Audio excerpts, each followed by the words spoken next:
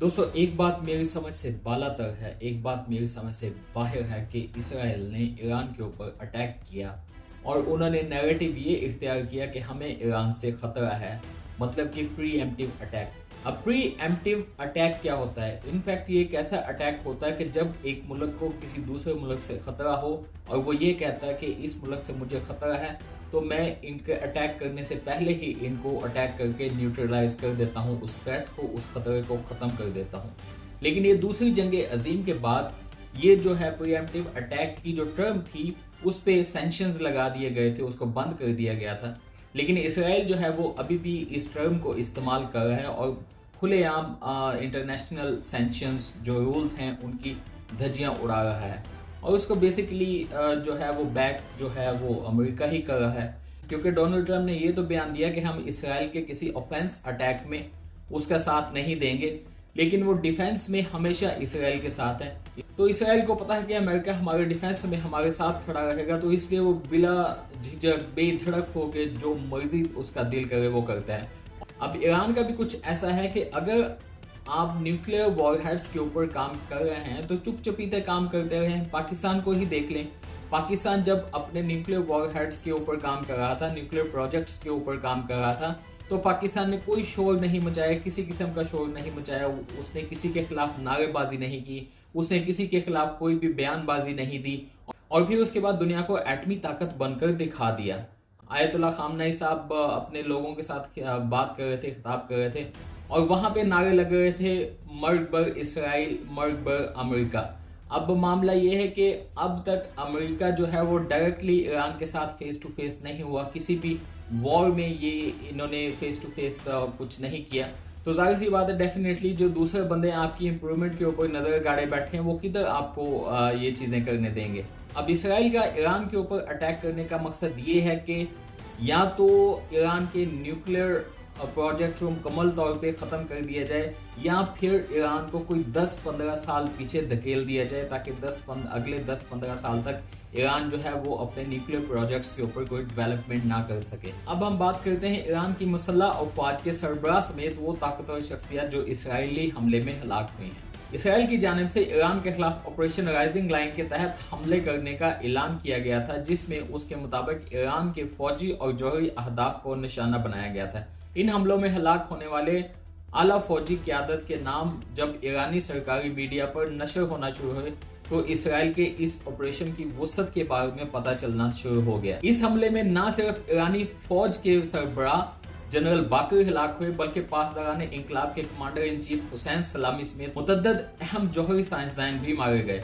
अगरचे ईरान के रहबर आला अली खामनाई ने अपने पैगाम में कहा कि उन अफराद के जाननशीन और साथी फौरी तौर पर अपनी जिम्मेदारियां संभाल लेंगे, लेकिन जाहिर है कि इन अफराद के हलाक होने से बिलाशुबा ईरान को एक धचका लगा है।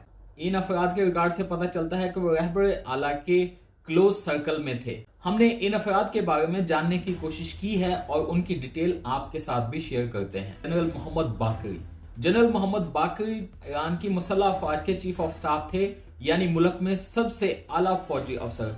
मुल्क की मुसल्लह अफवाज जिसे अर्तश कहा जाता है उनके मातहत थी और इस तरह वो मुल्क के पूरे सिक्योरिटी निजाम के जिम्मेदार थे।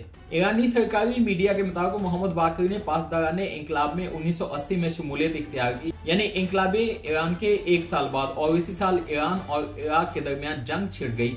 ये कशीदा तनाज़ा 8 बरस चला और दोनों अतराफ हजारों अफराद हलाक हुए और ईरान को भारी नुकसान हुआ। मिस्टर बाकरी IRGC की इंटेलिजेंस और ऑपरेशंस के पहले कमांडर थे और उनके मुताबिक वो 8 साल जंग के दौरान IRGC के तमाम बड़े ऑपरेशंस में मौजूद थे। ईरान इराक जंग के दौरान मोहम्मद बाकरी ने इब्तदाई तौर पर ऑपरेशन फील्ड में अपना काम शुरू किया और आहिस्ता आहिस्ता इंटेलिजेंस की जिम्मेदारियां संभाल ली। बाकरी सन 1983 में पासदारान इंकलाब के खुफिया ऑपरेशंस के सरबराह थे। जंग के बाद उन्हें इंटेलिजेंस और ऑपरेशंस का नायब सरबराह भी बनाया गया था। ईरानी सरकारी मीडिया के मुताबिक उन्होंने 1997 के ऑपरेशन में इराक में खसूसी किरदार अदा किया। सन 2016 में वो पासदारान इंकलाब के चीफ स्टाफ बने। उन पर गुज़िश्ता ट्रंप इंतजामिया की जानिब से पाबंदियां आयद की गई थी। ये पाबंदियां ईरान के रहबर आला अली खामनाई के करीबी हलके पर लगाई गई थी। उसके बाद आते हैं जी हुसैन सलामी। ईरानी पासदाराने इंकलाब के कमांडर इन चीफ हुसैन सलामी भी इन इसराइली हमलों में हलाक होने वालों में शामिल है। वो इन हमलों में हलाक होने वाले सबसे सीनियर ईरानी रहनुमा हैं। सलामी ने सन 1980 में ईरान इराक जंग के आगाज पर पासदाराने इंकलाब में शमूलियत इख्तियार की।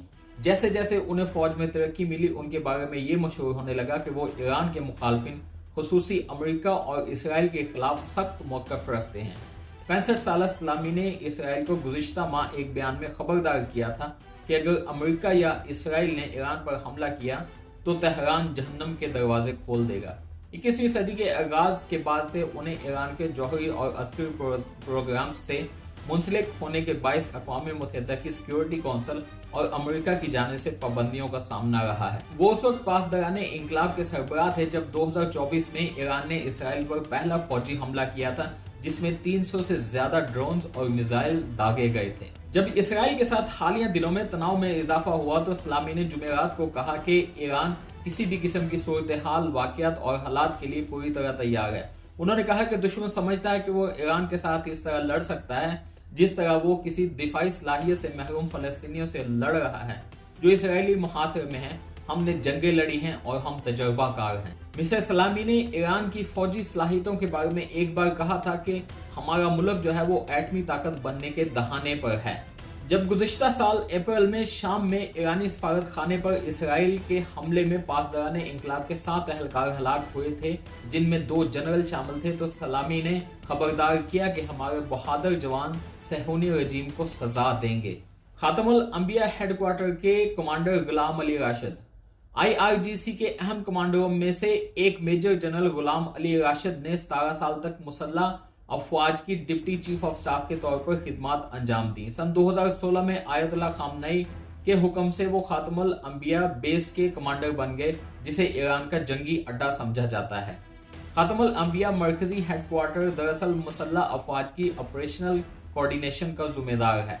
हालिया बरसों में उन्होंने अपने बयानात में मुसल्लह अफवाज को गैर मुल्की खतरात बिलखुसूस अमेरिका और इसराइल का मुकाबला करने के लिए तैयार रहने की जरूरत पर जोर दिया था। एरोस्पेस फोर्स के कमांडर अमीर अली हाजीजादा, ईरान के सरकारी मीडिया के मुताबिक पासदाराने इंकलाब की एरोस्पेस फोर्स के कमांडर अमीर अली हाजीजादा भी इसराइली हमले में हलाक हो गए। सरकारी मीडिया के मुताबिक वो इसराइली हमलों में जख्मी हुए थे, लेकिन जख्मों की ताब न लाते हुए वो दम तोड़ गए हैं। इसराइली मीडिया का दावा है कि एरोस्पेस फोर्स के कमांडर्स इसराइल पर हमले की तैयारी के लिए एक ज़ेर ज़मीन हेडक्वार्टर में जमा हो रहे थे जब इसराइली फौज ने उस हेडक्वार्टर को निशाना बनाया। उसके बाद आते हैं जी नुमाया ईरानी न्यूक्लियर साइंसदान जिनको निशाना बनाया गया। ईरान में इन न्यूक्लियर साइंसदानों के हवाले से अवामी सतह पर बहुत कम मालूमात मौजूद हैं। उन साइंटिस्ट में से एक हैं फरीदुन अब्बासी। ईरान की एटॉमिक एनर्जी ऑर्गेनाइजेशन के साबिक सरबराह फरीदुन अब्बासी 13 जून को इसराइली हमलों में हलाक हुए। वो ईरान की जौहरी डेवलपमेंट में गुज़िश्ता 2 दहाइयों के दौरान इंतहाई अहम किरदार अदा कर रहे थे। ईरानी सरकारी मीडिया के मुताबिक वो सन 2010 में एक कातिलाना हमले में भी महफूज रहे थे। उन पर अक़वाम मुत्तहिदा की जानिब से जौहरी हथियारों के बारे में खुफिया तहकीक करने का इल्ज़ाम आयद करके उन पर पाबंदियां लगाई गई थीं। एक और साइंटिस्ट हैं मोहम्मद मेहदी तेहरानची। मोहम्मद मेहदी तेहरानची एक फिजिस्ट थे और इस्लामिक आज़ाद यूनिवर्सिटी के सदर भी।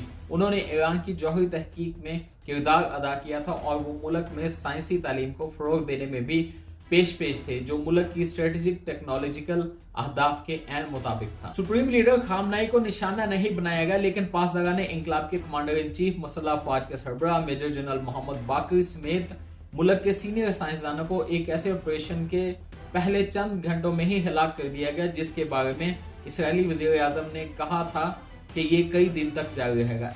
जो फुटेजेस सामने आ रहे हैं उन फुटेजेस से देखा जा सकता है कि इसराइलियों ने मखसूस टारगेट्स के ऊपर अटैक किया, ना 1 इंच इधर ना 1 इंच उधर, और जिन जिन लोगों को वो निशाना बनाना चाहते थे कामयाबी के साथ उन्होंने निशाना बनाया। तो इससे ये महसूस होता है कि ईरान के अंदर बहुत सारे मोसाद के एजेंट्स मौजूद हैं, बहुत सारे इन्फॉर्मर मौजूद हैं जो कि हैं तो ईरानी लेकिन काम इसराइल के लिए करते हैं।